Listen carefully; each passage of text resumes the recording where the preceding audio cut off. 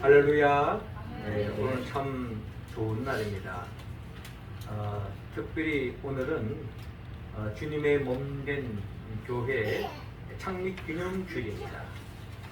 주님께서 이곳에 주님의 핏값으로 우리 명륜 제일교회를 세워주신 주님의 높은 깊은 뜻이 있는 줄로 믿습니다.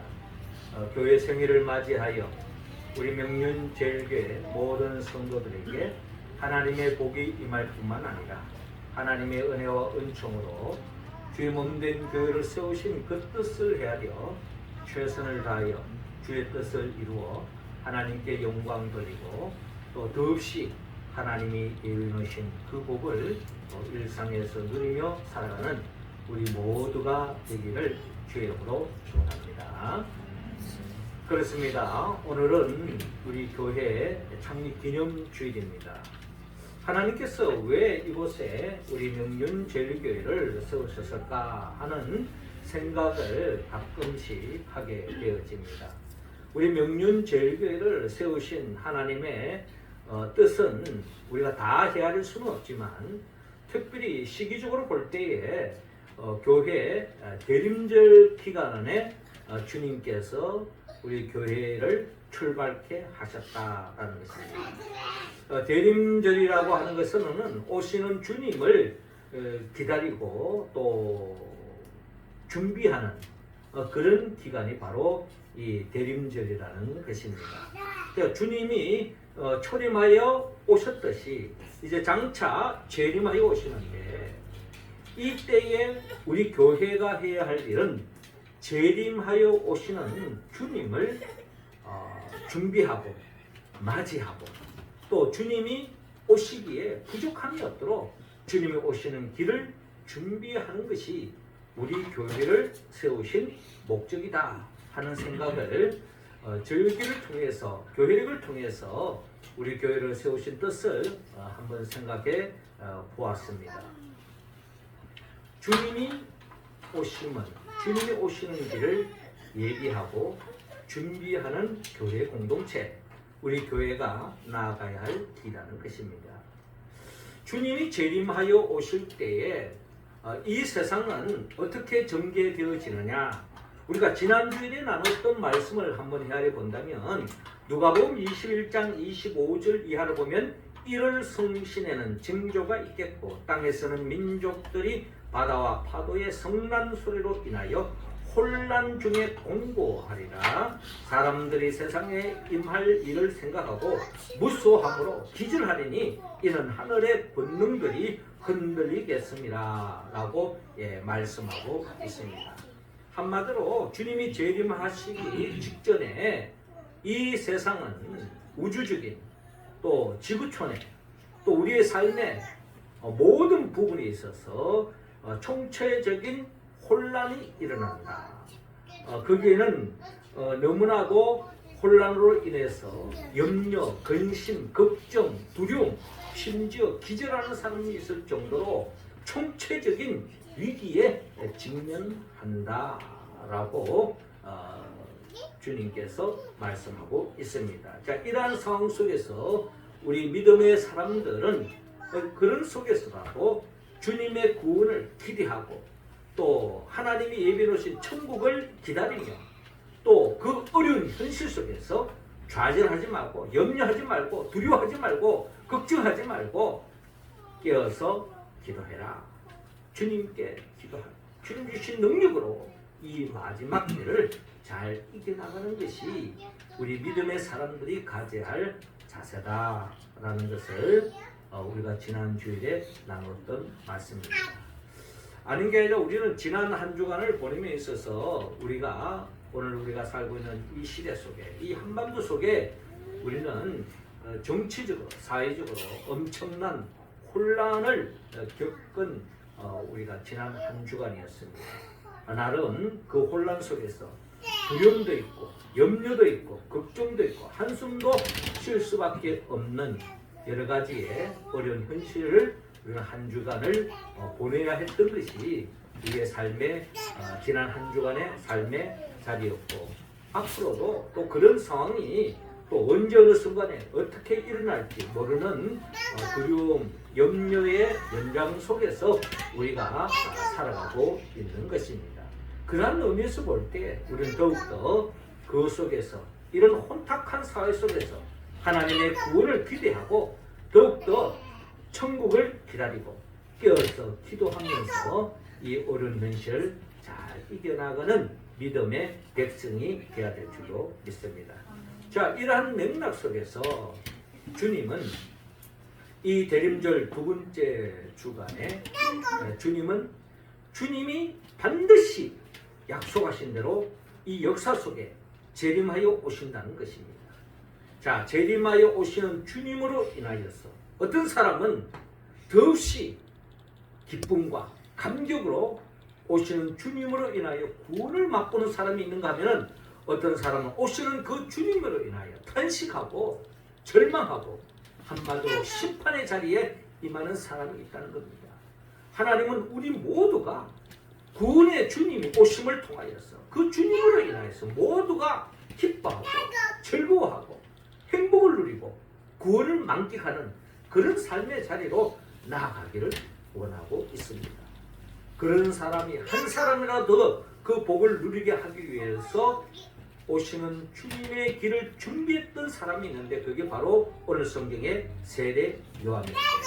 세례 요한의 사명은 오시는 주님의 길을 준비하는 사람이었고 오시는 주님을 통해서 한 사람이라도 더 하나님의 나라를 누리기를 만끽하기를 구원을 얻기를 바라는 마음으로 세례 요한은 오늘 본문을 통하여서 세례 요한을 통하여 하나님이 말씀하고 있다는 것입니다.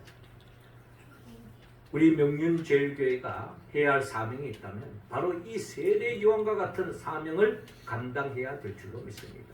오시는 주님의 길을 준비하는 거예요.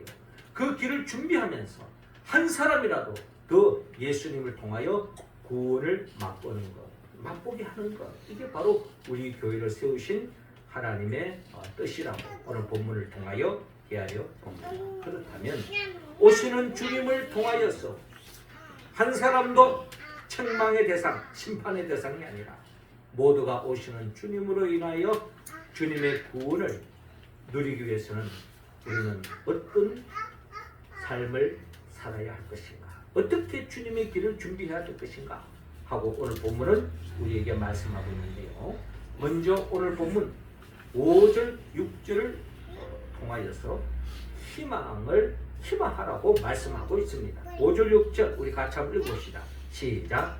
모든 골짜기가 메워지고 모든 산과 작은 산이 낮아지고 굽은 것이 쏟아지고 험한 길이 평탄하여질 것이요 모든 육체가 하나님의 구원하심을 보리라 함과 같으니라. 아멘. 자, 오늘 성경 본문 누가복음 3장 1절 이하는 이렇게 시작하고 있습니다. 디베료 황제가 통치한 지 15년 곧 본디오 빌라도가 유대의 총독으로 헤롯이 갈릴리의 분봉왕으로 그 동생 빌립이 이두레와 드라고닉 지방의 분봉왕으로 루사니아가 아빌레네의 분봉왕으로 안나스와 가야바가 대제사장으로 있을 때에 하나님의 말씀이 빈들에서 사가랴의 아들 요한에게 임한지라라고 말씀하고 있습니다. 자, 1절, 2절을 통하여서 하나님께서 사가랴의 아들 요한을 통하여서 즉 세례 요한을 통하여서 하나님께서 하시는 말씀이 있는데 그 하나님의 시대 속에서 하나님의 뜻이 드러나고 있습니다. 주님이 초림하여 오시기 전에 하나님의 뜻이 드러나고 있는데 그 하나님의 뜻이 누가복음 3장 1절에 나타나고 있는 그 당시에 이스라엘을 통치했던 권력자들, 정치적으로 높은 자리에 있는 그런 사람을 통해서 하나님의 뜻이 드러나지 않았다는 거예요. 그리고 그 당시에 많은 종교 지도자들이 있었습니다. 높은 종교 지도자들. 이들을 통해서도 하나님의 뜻이 드러나지 않았다는 겁니다. 누구를 통해서 하나님의 뜻이 드러나느냐? 하나님의 말씀이 빈들에서 사갈의 아들 요한에게, 세례 요한에게 임했다라고 오늘 본문은 1절, 2절을 통하여 우리는 헤아릴 수가 있습니다. 그러면 이 세례 요한을 통해서 하나님이 하신 말씀이 뭐냐? 오늘 본문 3절에 보면 요한이 요단강 부근 각처에 와서 죄사함을 받게 하는 회개의 세례를 전파하니, 이 세례 요한이 했던 사역이 있습니다. 하나님의 감동으로 그가 무슨 일을 했는고 하니, 그는 요단 강가에서 모든 사람들에게 죄의 문제를 해결하기 위해서 회개의 세례를 전파했던 것이 바로 세례 요한의 사명이었습니다. 하나님으로부터, 하나님의 감동으로 그가 맡은 사명은 바로 회개의 세례를 베푸는 거예요. 한마디로 회개해야 된다는 겁니다. 세례 요한이 외쳤던, 줄기차게 외쳤던 그의 복음의 내용은 회개하라, 천국이 가까이 왔느니라. 그러니까 오시는 주님의 길을 준비하는 세례 요한이 전개했던 복음의 핵심은 회개였습니다. 회개하는 자만이 천국을 누릴 수 있다. 구원을 맛볼 수 있다.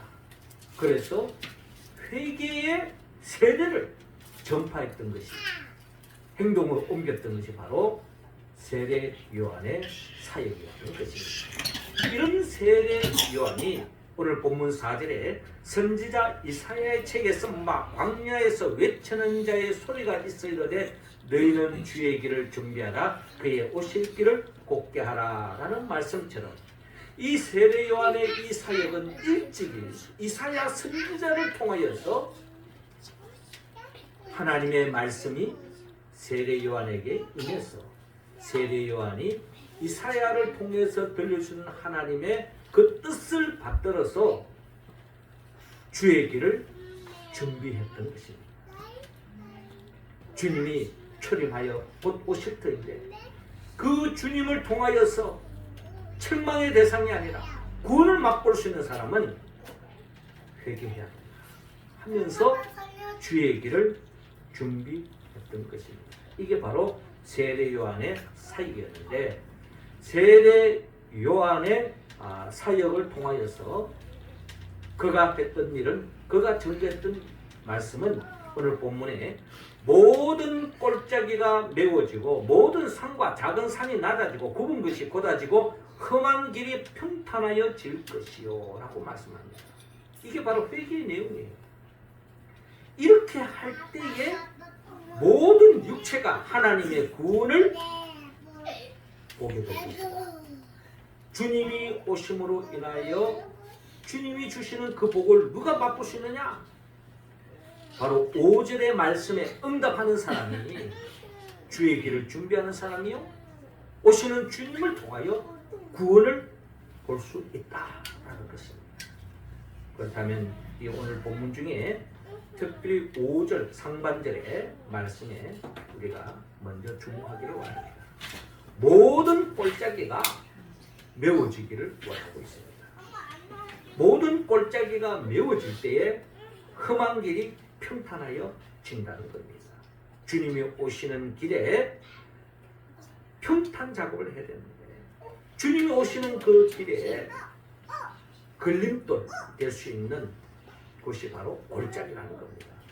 골짜기는 우리가 길을 통과하는 데에 나름 어려움이 있습니다. 평지를 우리가 달릴 때는 우리가 쉽게 갈 수 있지만, 그 가는 길 갑자기 골짜기가 펴져 있으면은 거기에 그 골짜기를 가는 순간에 그냥 바퀴가 빠진다든지, 또 우리가 순탄하게 갈 수 없는 것이 바로 골짜기의 의미라는 것입니다. 그런 의미에서 이 골짜기의 영적 의미는 어떻게 본다면, 절망에 빠져 있는 사람은 결국은 주님의 구원을 맛볼 수 없다는 것입니다. 절망에 빠진 사람, 희망이 없다고 생각하고 자포자기하는 사람, 오늘 이 세상을 바라보면서 우리는 어떨 때 보면 절망에 빠질 때가 많이 있습니다. 그러나 우리가 이 세상을 바라보면 절망할 수밖에 없는 것이 현실이에요. 그러나 우리 믿음의 사람들은 그 속에서 희망을 잃지 않는 이유는 뭡니까? 이 세상에 뭔가 기대가 있어서가 아닙니다. 이 세상에 그 누구 때문에도 아니에요. 제도와 환경이 바뀌면, 구조적인 악이 거르지면, 그보다도 근원적인 우리 희망은 예수 그리스도께 있다는 겁니다. 주님께 희망을 거는 사람은 어떠한 상황 속에서도 좌절하지 않습니다. 절망하지 않습니다. 어떠한 위기도 이겨나갈 수 있다는 겁니다. 그게 바로 희망을 품은 사람의 특징이라는 겁니다. 믿음의 사람은 예수 그리스도를 통하여 희망을 품고 있기 때문에 어떤 어려운 현실도 이겨나갈 수 있는 겁니다. 사람들은 끝났다, 해봐야 그거다, 좌절하고 절망하고 푸념하고 남탓하고 원망할 때 예수 그리스도를 붙잡은 사람은 그 속에서 희망을 잃지 않고 소망 가운데 믿음의 길을 걸어갈 수 있다는 것입니다. 모든 골짜기는 메워져야 합니다. 우리가 잘 아는 에스겔서에 보면 골짜기 내용이 있잖아요. 그 골짜기에 보면은 에스겔의 환상 속에서 그 골짜기는 마른 뼈들이 절벽에 늘어져, 한마디로 절망이라는 거예요. 그렇습니다. 이 세상은 어떻게 보면 골짜기 같은 곳이 바로 이 세상입니다. 절망할 수밖에 없는 현실이 우리에게 놓여져 있습니다. 그러나 예수 그리스도를 붙잡은 사람은 결코 절망하지 않습니다. 단테는 신곡을 통하여 지옥을 이야기하고 있습니다. 지옥의 문에는 뭐라고 적혀 있는 거 아니? 지옥의 문에는 이곳에 들어가는 자는 모든 희망을 버려라 라고 단테는 신곡을 통하여서 이야기하고 있습니다. 지옥이 어떤 곳이냐? 희망을 잃는 거예요. 그게 바로 지옥이라는 거예요. 더 이상 소망이 없는 사람, 더 이상 희망이 없는 사람, 그건 바로 지옥과 같은 인생이요. 그 사람은 구원을 누릴 수 없다는 겁니다. 천국은 어떤 곳이냐? 희망을 품은 사람. 우리는 이 세상에서 어려움이 있고 현실적으로 여러 가지 물질적으로 또 육신적으로 어려움이 있다 할지라도 주 안에서 좋아질 것이다. 주 안에서 주님이 함께 하시면 능치 못함이 없다고 하는 희망을 품는 사람은 결국 천국을 침노할 수 있고 주님이 주시는 하나님의 나라를 맛볼 줄로 믿으시기 바랍니다. 이스라엘 백성들이 가나안을 정탐하고 12명이 정탐했지만 10명은 똑같은 현실을 보고 좋은 땅이지만 우리는 그 땅을 가질 수 없다, 절망하고 좌절했습니다. 우리는 그들 앞에 맷돌 같은 존재다 라고 이야기하지 않았습니까? 그러나 갈렙과 여호수아는 맞다, 그들은 그들 앞에 우리가 맷돌 같은 존재일지는 모르지만 그러나 그 땅은 하나님이 우리에게 약속하셨다. 주님 안에서 소망을 잃지 않았다는 겁니다. 주님이 우리와 함께 하시면 그 땅은 우리 땅이다, 그들은 우리 밥이다 라고 이야기했던 것입니다. 그렇습니다. 우리 현실은 어렵고 힘들다 할지라도 거기에 절망하지 마시고 주님으로 인하여 주 안에서 소망을 품고 믿음의 길을 걸어가 진정 오시는 주님의 길을 준비하고 구원을 만끽하는 우리 모두가 되기를 주님으로 축원합니다. 이어 두 번째로 오늘 보면 5절 중반절을 통하여 겸손하라고 말씀하고 있습니다. 5절 우리 다시 한 번 더 같이 있습니다. 시작. 모든 골짜기가 메워지고 모든 산과 작은 산이 낮아지고 굵은 것이 끊어지고 나무난 길이 평탄하여질 것이요. 아멘. 자, 여기서 우리가 또 주목해야 할 것은 5절 중반절에 보면 모든 산과 작은 산이 낮아져야 한다라고 말씀하고 있습니다. 모든 산과 작은 산이 낮아져야 합니다. 주님의 오시는 길을 평탄 작업을 하는데 그 평탄한 길을 오시는 데에 큰 산이 가로막혀 있으면 요즘이야 막 불을 뚫고 가지만은 그 당시 개념으로 본다면 불을 뚫고 길을 낸다는 것은 상상도 못했을 거예요. 거기에 평탄이 된다. 높은 산들이 한마디로 깎아져야 된다는 거죠. 높은 산들이 낮아져야 된다는 겁니다. 그래야 장벽이, 걸림돌이, 장애물이 걸러내주고 주님이 오시기에 알게 올 수 있고, 그럴 때에 우리가 더 큰 구원을 빨리 누릴 수 있다는 거예요. 그러면 이 모든 산과 작은 산, 뭐 높든지 작든지 산 자체가 장애물이라 이걸 걸러내야 돼. 평탄 작업을 해야 된다는 거예요.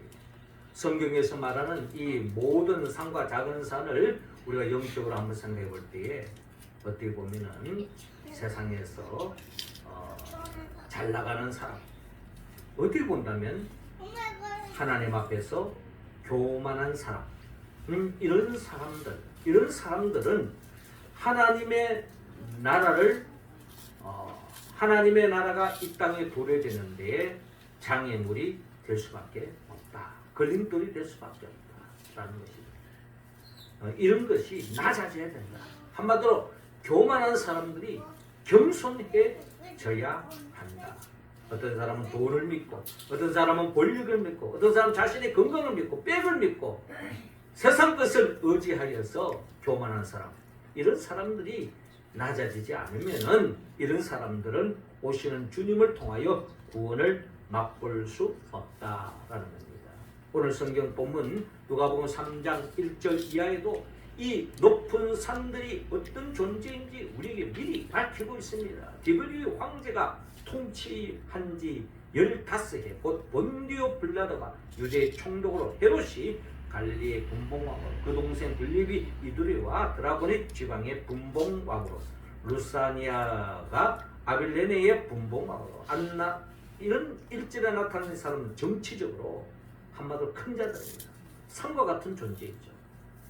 이런 사람들은 어떻게 본다면, 성경에서 본다면 하나님을 인정하지 않고 하나님이 주신 권력이라고 생각하지 않고 자신의 그 권력을 가지고 자기 마음대로 하는 사람, 이런 사람들은 결국 오시는 주님의 심판의 대상이 될 수밖에 없다는 겁니다. 더 나아가 2절에도 안나스와 가야바, 이 사람들은 누굽니까? 이 사람들은 대제사장이라는 거예요. 어떻게 보면 종교 지도자들입니다. 우리가 생각하기에는 그 누구보다 하나님을 잘 믿는다고 생각하는 사람, 이런 사람들이 결국 성경에서 말하는 높은 산, 작은 산들의 영적 의미로서 오늘 본문은 이야기하고 있는 것입니다. 그리고 왜 상대적으로 빈들에서 또 광야에서 낮은 곳에 있는 이 세례요한과는 대조적인 인물들로 오늘 성경 본문에 기록되어져 있는 것입니다. 자, 이러한 권력을 가지고 자기가 왕이라고 생각하고 분봉왕이라고 생각하고 자신이 대제사장이라고 생각하고 자신이 영적으로 위에 있다고 생각하는 이런 사람들의 특징은 교만합니다.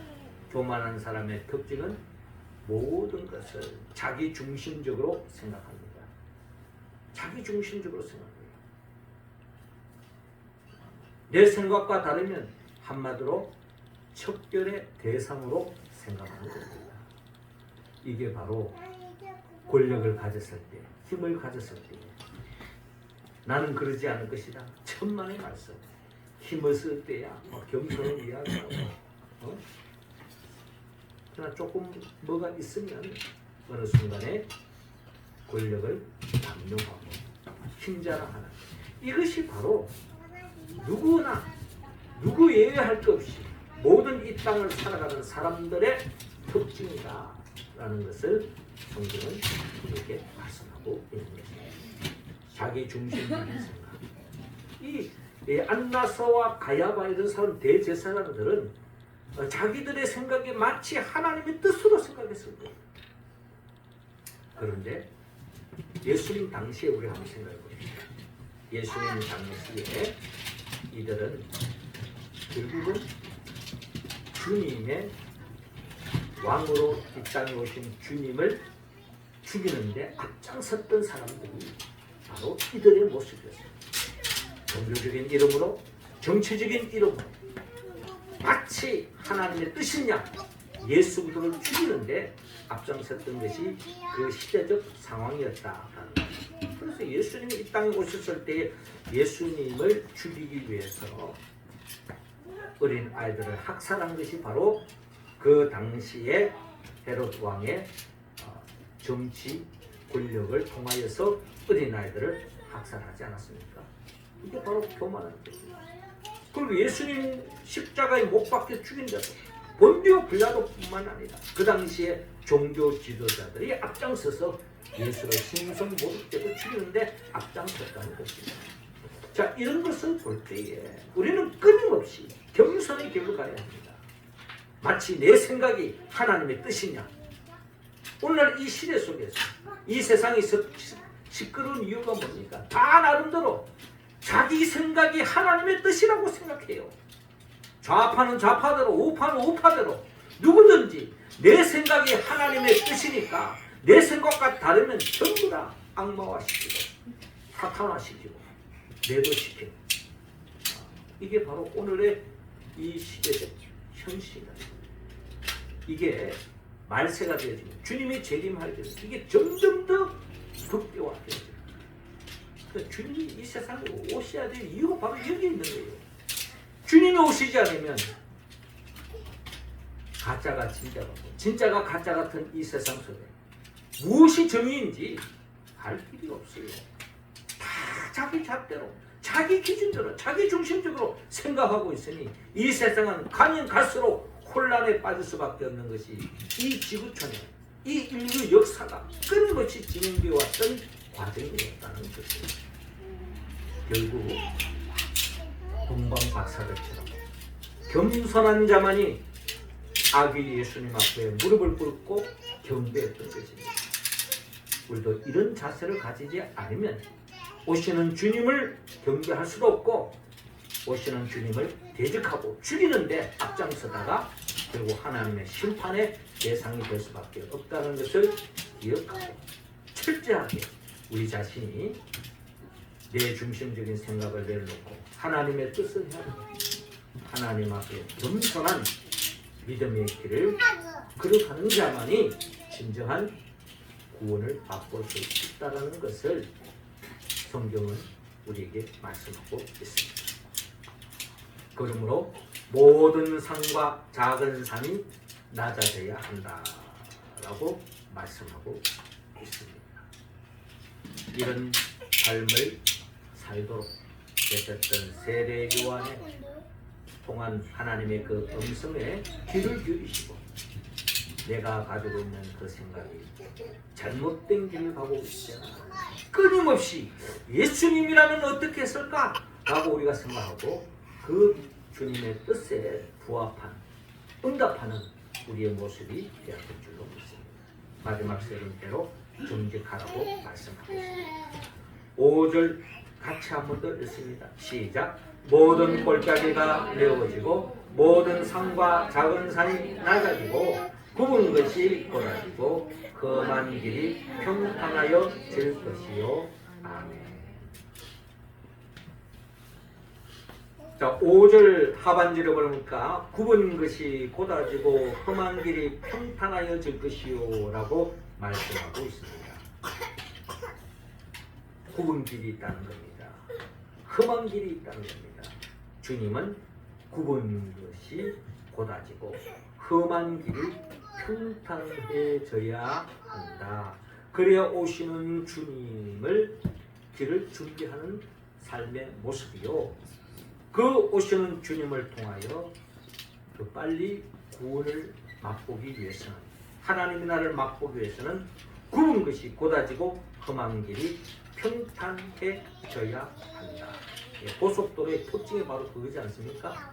길이 곧아져 있다는 거예요. 굽어져 있는 것이 아니고, 물론 자연 환경에 따라서 길들은 나름대로 낭만적이고 나름대로 또 자연스러운 멋이 있습니다만은 그러나 속히 빨리 오기 위해서는 고속도로는 거의 다가 일직선으로 곱게 평탄하게 깔려져 있다는 것입니다. 그런 의미에서 굽어진 것, 험한 길의 영적 의미는 한마디로 말해서 왜곡되어 있고 거짓으로 점철되어 있는 삶의 모습.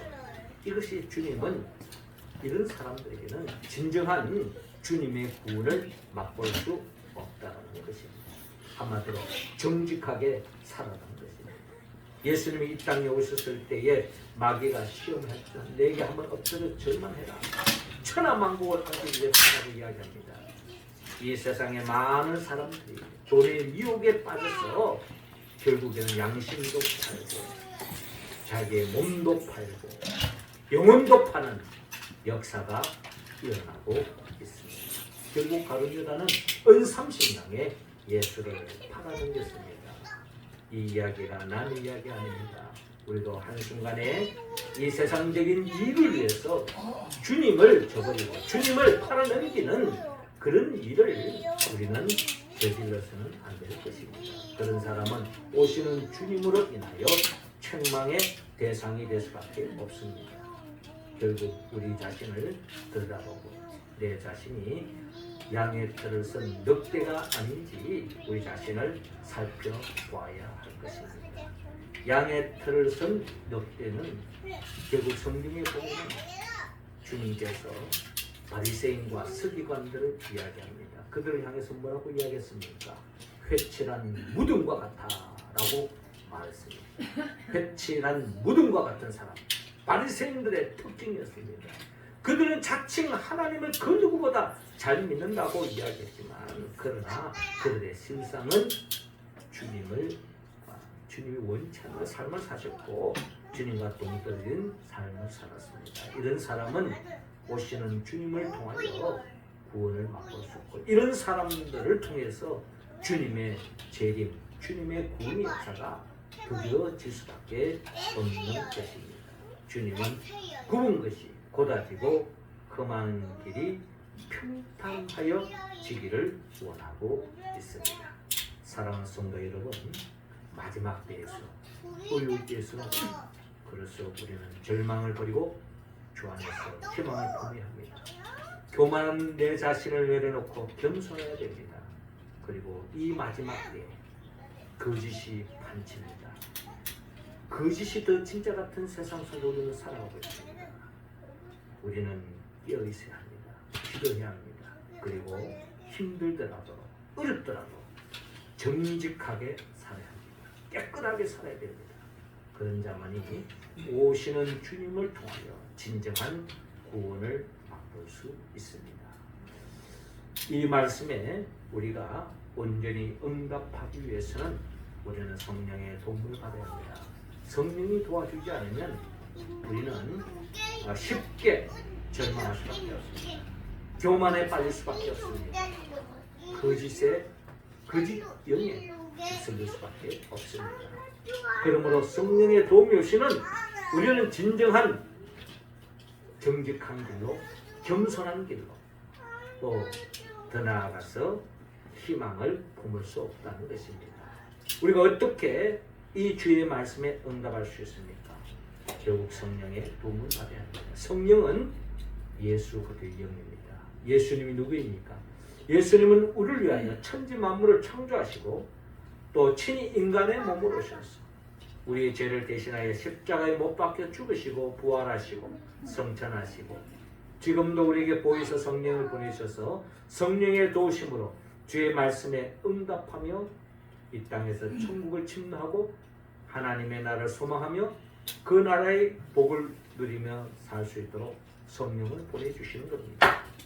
그리고 장차 우리에게 영원한 하나님의 나라로 인도하게 하여 재림하여 오실 예수 그리스도 그분의 영 보혜사 성령의 도우심을 받았어.